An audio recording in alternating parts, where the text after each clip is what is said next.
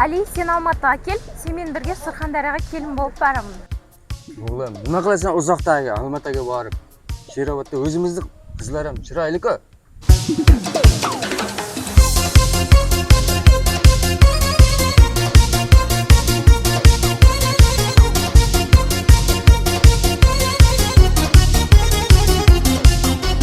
Şarvas yomg'ir tindir senga nima bo'lib xafa qildi kimlar seni qizaribdi yuzing seni qo'yillamay menden davrada o'ynagamda sochidan ko'k şey nasib rapsga tushar go'zal qizlar yarashadi libosi Almatada yar meni aldab ketdi-da sizdanada sevgimni rad etdi-da Bishkekka bordim beredi jonim sho'p Zilya, sen meni yaxshi ko'rasanmi?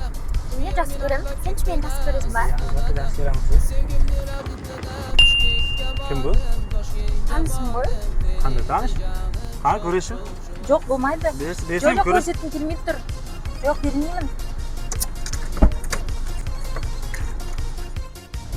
Ana kim deb so'rayveradigan. Baribir bilib berib. Yaxshi qiz, sizni kim xafa qildi? Hech kim.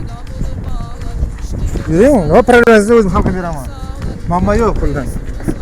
Chiqing mashina.